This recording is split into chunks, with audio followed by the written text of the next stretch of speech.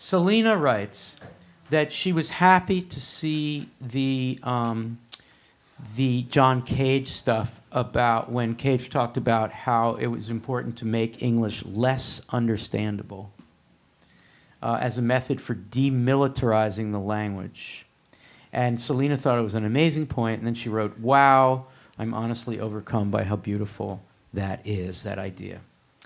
Jonah, being a little grumpier about this, said, and he wasn't responding to Selena directly, but it's a nice counterpoint, said, "Do chance operations, the kind performed by John Cage, for example, really confront the problem of grammar and syntax? Or do they just replace one system of rules with another?" Okay, Selena, will you respond either by repeating your ecstatic response to Cage's idea, or would you respond to Jonah, or both? Sure. I can definitely repeat my enthusiasm. I really thought it was just such a beautiful phrase, talking about demilitarizing, and it made me think a lot about equality and thinking about people who are working and living and speaking and listening in multiple languages, how we do end up mixing the languages and mixing our grammar and syntax. And it's a wonderful thing to encourage that, because it's the way that so many people live and experience the world. I thought that was really beautiful to do that on purpose and to consider it a positive thing. Responding to Jonah, I definitely understand the point. I think in some ways as humans we're addicted to rules anyways. And I think it's still, on both sides, I think it's playful, but it's also a very serious consideration that maybe we want to have some rules, and if breaking old rules and making new ones is also a source of comfort and a source of learning, I'm totally fine with that. So you do feel, Selena, and Josh, I'm going to turn to you next. You do feel that to some degree conventional language can be militarized. It can do violence to its receivers and hearers. You accept that premise by Cage? Yes, I do. Okay. So then it makes sense to try to take it apart and make it less understandable. But the downside is that people won't understand you. And isn't love and harmony and civic rest, as opposed to unrest, all about people understanding each other?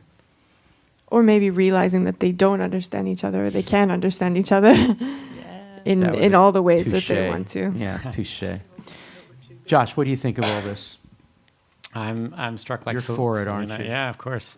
I would add that, like, understanding is one part of what a poem can do, but it's not the only part. It's just one element. So, scrambling the syntax is another element. These are just possibilities in the giant space of poetry. I don't think that the Norman O'Brien quote I see in front of me, syntax is the army. I don't really think that, but it's a bit of an extreme statement. Again, syntax is just one part of how we can make poems, understand poems, and be with poems. But we get obsessed with it, and we think, we got to sort of decode the poem with, and map out its syntax. But no, you can just skip that sometimes. I want to turn to Erica on this, and then we'll pick up the phone. I think somebody else is on the phone. Chris Martin, is that correct? Yeah. Okay. Erica Kaufman. So I take it that you like the idea pedagogically and socially, that you would, particularly for non-traditional students, that you would feel like getting people past the set syntax and the set use of language is, I'm going to use the word liberationistic, anyway, leads to a certain kind of liberated thinking. And that's a very pretentious word and also potentially condescending word, and I don't mean for you to accept it, but there is a liberatory potential in breaking down language so that it doesn't make sense before you build it back up. Could you say something about your own experience as a teacher and to non-traditional students, and why this seems counterintuitive? Because, and I'm sure Lily has something to say about this as well. You think people are out there trying to learn the language, and why are you making them unlearn it? Because that's kind of not fair to them. What do you think?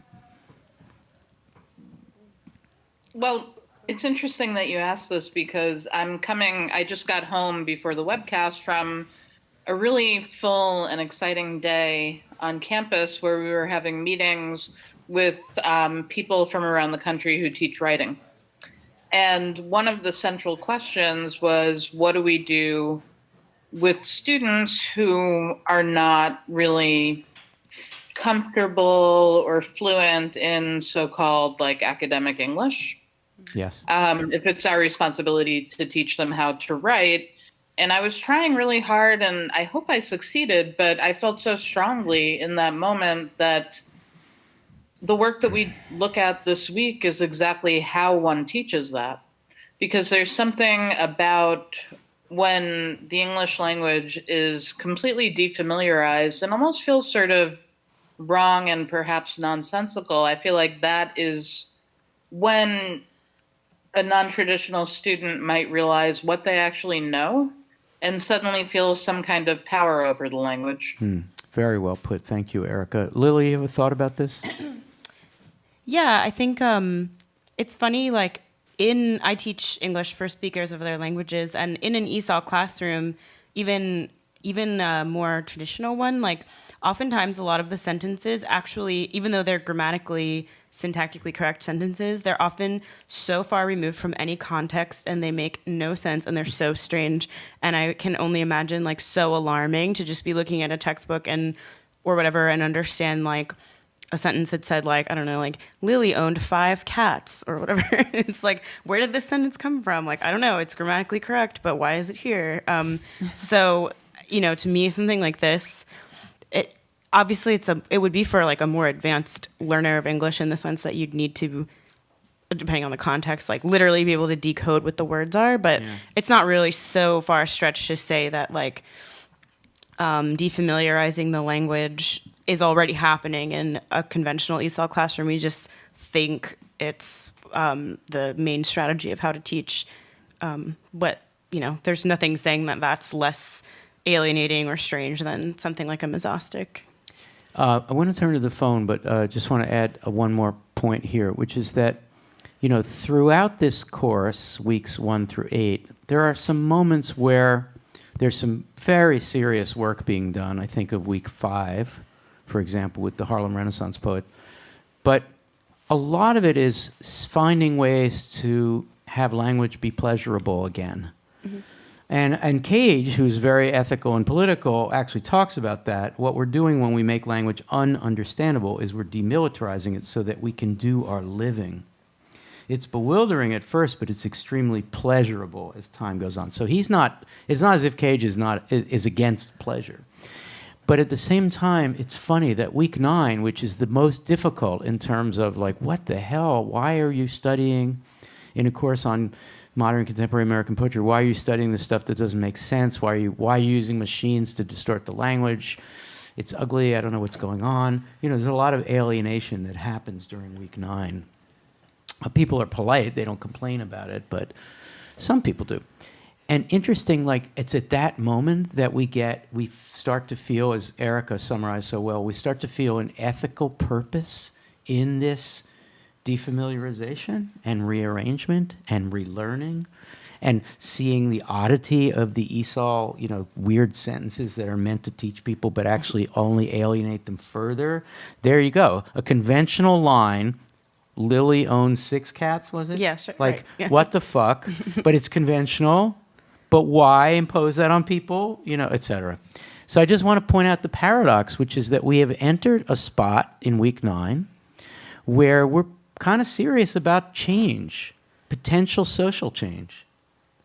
And I know Josh feels this way. I guess I sort of want to, because this afternoon we had a conversation about eco-poetics, about can poetry respond or begin to respond to the ecological disaster that we're visiting upon the planet. That's pretty serious stuff. You want to comment before we go to the phone? Yeah, I mean, I feel, Cage would want the scrambling of that syntax to somehow it's clearly anarchic. It's sort of bringing everyone together in a collective way, without sort of hierarchy, in terms of the word, and he believes it models the society he wants to live in. I think that's beautiful. I don't know if it's true, but a similar desire sometimes in things like we call it environmental poetry or eco-poetry, where you want to model the sort of relationship with the planet, with other beings, with humans and non-humans, and you find the syntax and the language, the line breaks that model that kind of relationship, and it's at least worth a try.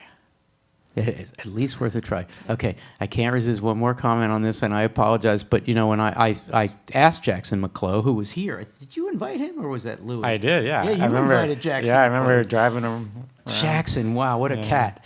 But anyway, Jackson, I remember asking Jackson about this poem, Vocabulary for Peter Ernest Moore, and he said this, something like this, and I think he's written it too. He said, Peter Ernest Moore died. I wanted the community to mourn him. I certainly wasn't going to write an elegy for me. So I thought the best thing to do would be to bring the whole community together, all of his friends, to get up on a stage and follow this crazy pattern script. And what I realized, he said, in the performance was that this is how I wanted to live my life, that this is how I wanted people to respond to maybe my own death. This is the utopia, this performance. Once the performance was over, we go back to real reality, but it's a utopian social move. And once in a while, I have to say, sometimes, let's say here at the Writers' House, we have a conversation or something happens that kind of is spontaneous, and I think, this is the arrangement I would like. This is what we should do. This is how we can be good together. So it's really, it's crazy-ass stuff, but it's utopian, and it's fun, I think.